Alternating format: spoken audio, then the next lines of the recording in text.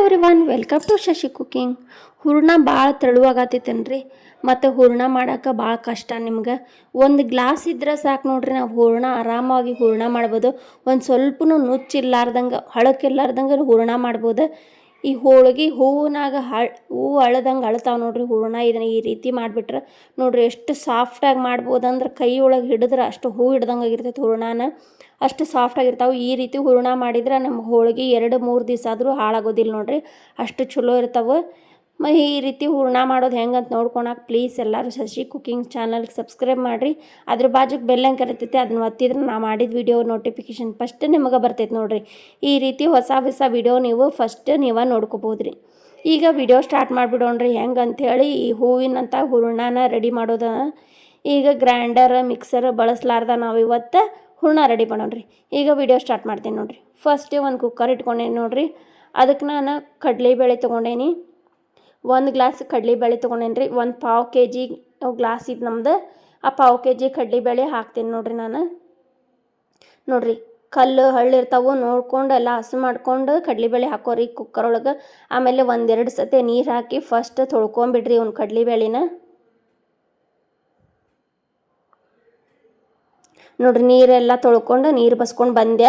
ಇದಕ್ಕೆ ನಾವು 1 ಗ್ಲಾಸ್ ಕಡಲೆಬೇಳೆ ಹಾಕಿವಲ್ಲ, 3 ಗ್ಲಾಸ್ ನೀರು ಹಾಕ್ತೀನಿ ನೋಡ್ರಿ ನಾನು. ಇದಕ್ಕೆ ಕರೆಕ್ಟ್ ಆಕೈತ್ರಿ 3 ಗ್ಲಾಸ್. ಇದಕ್ಕೆ ಒಂದು ಸೀಟಿನ ಒಂದು 5-6 ಸೀಟಿ ಮಾಡ್ಕೋಬೇಕ್ರಿ. ಅಂದ್ರೆ ನಮಗೆ ಹಣ್ಣಾಗಿ ಕುದಿತಾವ್ರಿ ಇವು ಕಡಲೆಬೇಳೆ. ನಮಗೆ ಇವ ಈ ರೀತಿ ನಾವು ಹೂರ್ಣ ಮಾಡ್ಬೇಕಂದ್ರೆ ಈ ರೀತಿ ಹಣ್ಣಾಗಿ ಕುದಿಸ್ಕೋಬೇಕು ನೋಡ್ರಿ ಕಡಲೆಬೇಳೆನ. 5-6 ಸೀಟಿ ಮಾಡಿದ್ರೆ ಹೂ ಮೆತ್ತಗೆ ಸಾಫ್ಟಾಗಿ ಹಾಕಾವ ನೋಡ್ರಿ ಕಡಲೆಬೇಳೆ. ಈಗ ಸೀಟಿ ಕೂಗ್ತ ಮತ್ತು ಹೊಳ್ಳಿ ತಣ್ಣಗೂ ಹಾಕ್ತು ನೋಡ್ರಿ ಕುಕ್ಕರ್. ಈಗ ಇದ್ರದ್ದು ಡಕ್ಕನ್ನ ತೆಗೆದ್ಬಿಡ್ತೀನಿ ನೋಡ್ರಿ. ಎಲ್ಲ ನೀರು 3 ಗ್ಲಾಸ್ ನೀರು ಕರೆಕ್ಟ್ ಆಗ್ಯಾವ. ಮತ್ತು ಕಟ್ಟು ಉಳ್ದೈತಿ ಇನ್ನೂ. ನೋಡ್ರಿ ಎಷ್ಟು ಸಾಫ್ಟಾಗಿ ಬೆಂದಾವಲ್ಲ, ಈ ರೀತಿ ಬೇಯ್ಬೇಕು ನೋಡ್ರಿ ನಮ್ಗೆ ಹೋಳ್ಗೆಗೆ ಬ್ಯಾಳಿ. ಕೈ ಒಳಗೆ ಹಿಡಿದ್ರನ ಹೂರ್ಣಾಗತ್ತೆ ಆಗ್ಬೇಕದು. ಈಗ ಇದನ್ನು ಒಂದು ಸಾಣ್ಗಿ ಇರ್ತದಲ್ರಿ ಬಸಿಯೋದು, ಅದಕ್ಕೆ ಹಾಕೊಂಡ್ಬಿಡ್ತೇನೆ ನೋಡ್ರಿ. ಪೂರ್ತಿ ನೀರು ಅದ್ರೊಳಗಿನ ನೀರೆಲ್ಲ ಬಸಿದು ಹೋಗ್ಬೇಕು ನೋಡ್ರಿ. ಇಲ್ಲಾಂದ್ರೆ ನಮ್ಗೆ ಹೂರ್ಣ ನೀರು ಆದಂಗೆ ಆಗ್ತೈತಿ ನೋಡ್ರಿ. ಈ ರೀತಿ ತಳಗೆ ಬುಟ್ಟಿ ಇಟ್ಕೊಂಡು ಮ್ಯಾಗ ಸಾಣ್ಗಿ ಇಟ್ಕೊಂಡು ಈ ರೀತಿ ಕಡಲೆಬೇಳೆ ಹಾಕ್ಬಿಟ್ರೆ ನಮಗದು ಪೂರ ನೀರೆಲ್ಲ ಬಸಿದು ಹೋಗ್ತೈತ್ರಿ. ಬ್ಯಾಳಿ ಒಳಗೆ ಕಟ್ಟು ನೋಡ್ರಿ ಬಸದು ಎಲ್ಲ ಗಟ್ಟಿ ಆತಿದ್ದು ಬ್ಯಾಳಿ. ಈಗ ಇದನ್ನು ಕಟ್ಟನ ಚಲ್ಲೋದಿಲ್ರಿ. ಸಾರಿಗೆ ನಾವು ಸಾರು ಮಾಡ್ತೇವಲ್ಲ ಕಟ್ಟಿನ ಸಾರು, ಅದಕ್ಕೆ ಹಾಕೊಂಡ್ಬಿಡ್ತೇನೆ ರೀ. ಈಗ ಅದು ಸಾಣಿಗೆ ಬುಡಕ್ಕೆ ಒಂದು ಬುಟ್ಟಿ ಇಟ್ಕೊಂಡೇನಿ, ಅಗಲದ ಬುಟ್ಟಿ. ಈಗ ಒಂದು ಗ್ಲಾಸ್ ತಗೊರಿ. ಗ್ಲಾಸನ್ನು ನಮಗೆ ಹೂರ್ಣ ಮಾಡ್ಕೊಳೋದು ಈಸಿ ಆಗ್ತೈತಿ. ಈ ರೀತಿ ನಾ ಮಾಡತ್ತೇನಿಲ್ಲ, ಗ್ಲಾಸ್ ತೊಗೊಂಡು ಈ ರೀತಿ ಮುಗುಚ್ಕೋರಿ. ಅದನ್ನು ಪೂರ್ತಿ ಇದ್ರ ಸಾಣಿಗೆ ಒಳಗೆ ಇಳಿತೈತೆ ನೋಡ್ರಿ ಹೂರ್ಣ ಎಲ್ಲ. ನೋಡ್ರಿ ಎಷ್ಟು ಜಲ್ದಿ ಆತಲ್ಲ. ನೀವು ಹೂರ್ಣ ಅದಕ್ಕೆ ಬೆಲ್ಲ ಹಾಕಿ ಕುದಿಸಿ ಅದು ಮತ್ತು ಪೂರ್ತಿ ತಣ್ಣಗಾಗಿ ಮತ್ತು ಅಳ್ಳಕ್ಕಾತಂದ್ರೆ ಮತ್ತು ನೀವು ಹಿಂಡೋದು ಅದೆಲ್ಲ ಬೇಡ. ಸುಮ್ಮನೆ ಈ ರೀತಿ ಮಾಡ್ಕೊರಿ ಒಂದ್ಸತಿ ಹೂರ್ಣನ. ನೀವು ಎಷ್ಟು ಆಶ್ಚರ್ಯ ಪಡ್ತೀರಿ, ಎಷ್ಟು ಸಾಫ್ಟಾಗೈತಿ ಮತ್ತು ಒಂದೀಟು ಹಳಕ್ಕಿಲ್ಲ ಅಂತ ಅನ್ಕೋತೀರಿ ನೋಡ್ರಿ. ನೋಡ್ರಿ ಈ ಸಣ್ಣಿಗೆಲ್ಲ ಹತ್ತಿರ್ತಲ್ಲ ಎಲ್ಲ ಬಳ್ಕೊಂಬಿಡ್ತೀನಿ. ಈ ಸಣ್ಣಿಗೆ ಎಷ್ಟು ನಮ್ಗೆ ಜಿನಗೈತಲ್ಲ ಅಷ್ಟು ಜಿನಗಾಗಿ ಈ ಬ್ಯಾಳಿದು ಹೂರ್ಣ ಅಂದ್ರೆ ಇನ್ನೂ ಬೆಲ್ಲ ಹಾಕಿಲ್ರಿ ಇದಕ್ಕೆ. ಇದು ಬ್ಯಾಳಿದು ಹೂರ್ಣ ಎಲ್ಲ ಇಳಿತೈತೆ ನೋಡ್ರಿ ಕೆಳಗೆ. ನೋಡ್ರಿ ಎಷ್ಟು ಸಾಫ್ಟ್ ಆಗೈತಲ್ಲ, ಮೆತ್ತಗಾಗೈತಿ. ಈಗ ಇದಕ್ಕೆ ನಾವು ಬೆಲ್ಲ ಹಾಕೊಂಬಿಡೋಣ್ರಿ. ಈಗ ಇದು ಬೆಲ್ಲ ಹಾಕ್ಲಾರ್ದ ಮಾಡಿದ ಹೂರ್ಣ. ಈಗ ಬೆಲ್ಲ ಎಷ್ಟು ಅಂತೇಳಿ ನೋಡ್ಕೊಂಬಿಡೋಣ್ರಿ. ಜಾಸ್ತಿ ಬೆಲ್ಲ ತಿನ್ನೋರಾದ್ರೆ ನಾನು ಈಗ ತೋರಿಸ್ತೇನಲ್ಲ ಅಷ್ಟು ಇಟ್ಕೋಬೋದು. ನೀವು ಕಡಿಮೆ ಆದ್ರೆ ಒಂದು ಗ್ಲಾಸ್ ಮ್ಯಾಗ ಒಂದು ಸ್ವಲ್ಪ ಹಾಕೋಬೋದು ನೋಡ್ರಿ.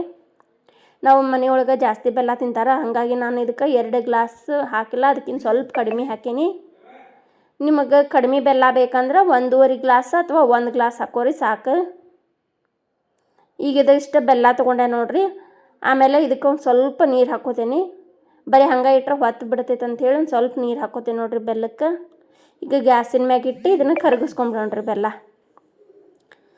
ಕೈ ಬಿಡ್ಲಾರ್ದಂಗೆ ಈ ರೀತಿ ಇದನ್ನು ಒಂದು ಸ್ವಲ್ಪ ಆ ಕಡೆ ಈ ಕಡೆ ಈ ರೀತಿ ಕೈ ಆಡ್ಸ್ಕೊಂಡಿರ್ರಿ, ಲಘೂನ ಕರಗ್ತೈತಿ. ಈಗ ಬೆಲ್ಲ ಕರಗ್ತೆ. ನಾವು ಆಗಳೇ ಬ್ಯಾಳಿ ಮುಗುಚ್ಕೊಂಡು ಇಟ್ಕೊಂಡಿದ್ವಲ್ಲ ಅದನ್ನು ಆ ಬೆಲ್ಲದಾಗ ಹಾಕ್ಕೊಂಡು ಮತ್ತು ಒಂದು ಏಲಕ್ಕಿ ಕುಟ್ಟಿ ಹಾಕ್ಕೊಂಡೇನಿ ನೋಡ್ರಿ. ಈಗ ಒಂದು ಸ್ವಲ್ಪನೂ ಕೈ ಬಿಡಬೇಡ್ರಿ. ಕೈ ಬಿಡ್ಲಾರ್ದಂಗೆ ಇದನ್ನು ಗಂಟೆಲ್ಲ ಇರ್ತೈತಿ. ಇದನ್ನು ಪೂರ್ತಿ ತಿರ್ಬೇಕ್ರಿ, ತಿರುಗಿಸ್ಕೊಂತ. ಅಂದ್ರೆ ಒಂದು ಸ್ವಲ್ಪನೂ ಗಂಟಾಗೋದಿಲ್ಲ ಮತ್ತು ಅಷ್ಟು ಸಾಫ್ಟಾಗಿ ಬರ್ತೈತೆ ರೀ ಹೂರ್ಣ.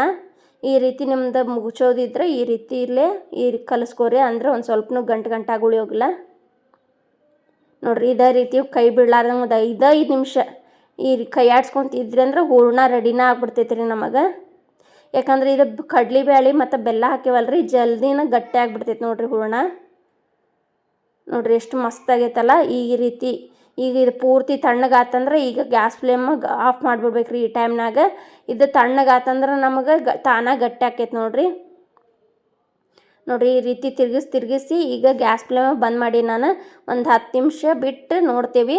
ಪೂರ್ತಿ ತಣ್ಣಗಾಗೈತೆ ನೋಡಿರಿ. ಅದು ಲಾಸ್ಟಿಗೆ ಅಷ್ಟು ಗಟ್ಟಿ ಆತಂದ್ರೆ ಗ್ಯಾಸ್ ಫ್ಲೇಮ್ ಬಂದ್ ಮಾಡಿಬಿಟ್ಟಿದ್ದೆ ನಾನು.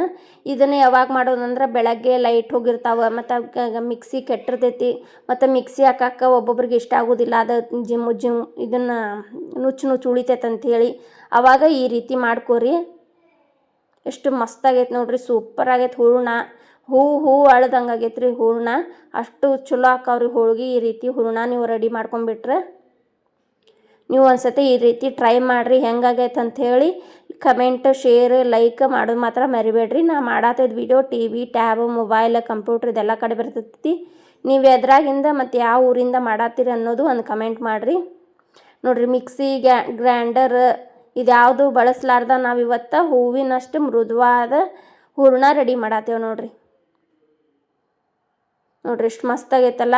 ಮಿಕ್ಸಿ ಒಳಗೆ ಹಾಕಿ ಗ್ರೈಂಡರ್ ಒಳಗೆ ಹಾಕಿ ರುಬ್ಬಿದಕ್ಕಿಂತನೂ ಚಲೋ ಆಗೈತಿ. ಇದೇ ಥರ ವಿಡಿಯೋ ನೋಡಿರಿ, ಸಪೋರ್ಟ್ ಮಾಡಿರಿ. Thank you for watching.